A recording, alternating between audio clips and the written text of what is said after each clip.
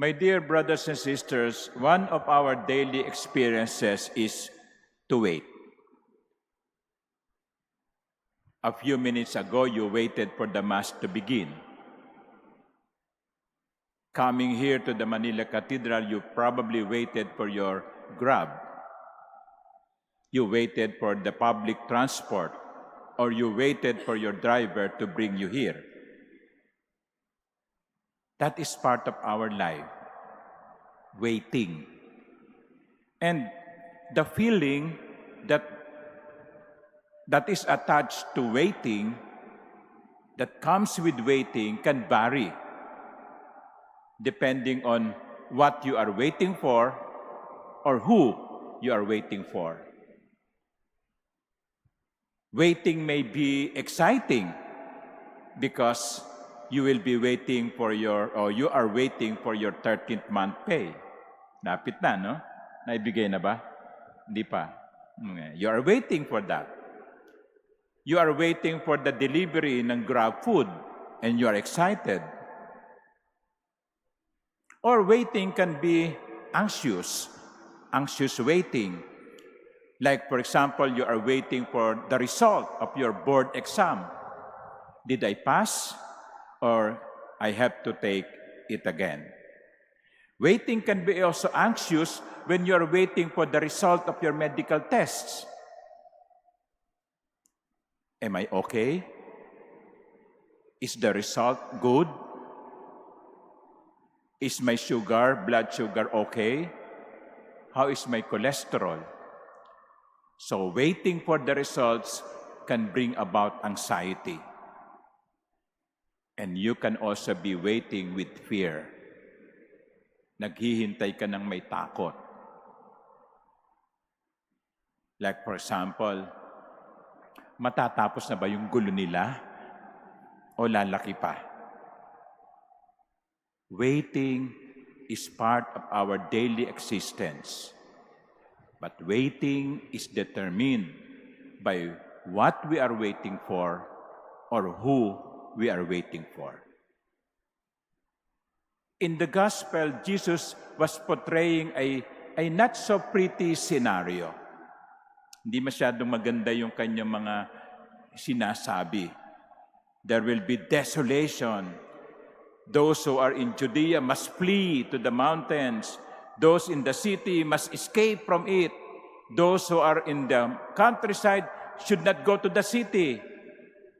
And woe to the pregnant women and nursing mothers. Not a pretty sight. Because Jesus was predicting the end of Jerusalem.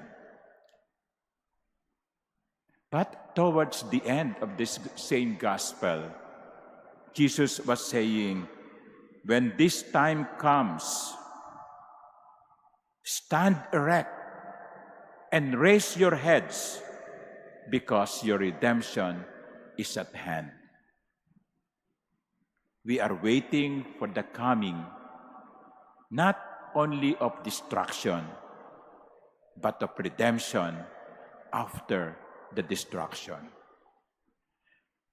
Kaya yung sinasabi ko, yung hinihintay natin, anuman o sinuman ang magsasabi kung ang ating nararamdaman ay takot o kaligayahan.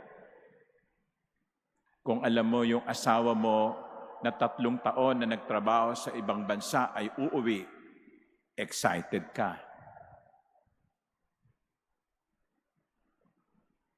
Kaya sino ba yung darating? Sino ba yung hinihintay natin?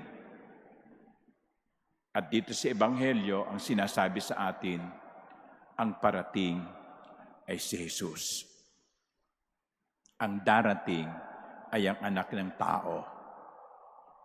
And therefore, there is no reason for us to be fearful of all these things that will happen because after these things have happened, Jesus is coming. Now,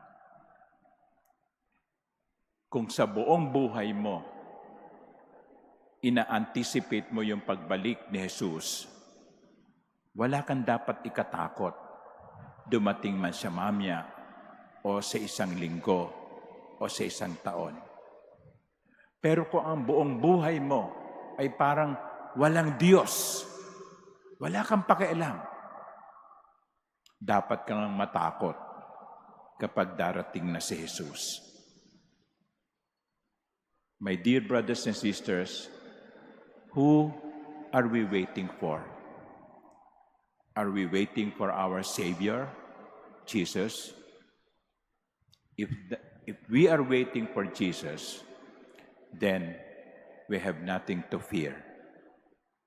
We have no reason to be anxious because Jesus is coming to bring us to heaven.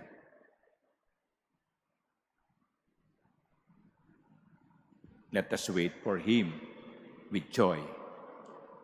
Let us wait for Him with anxiety, with excitement.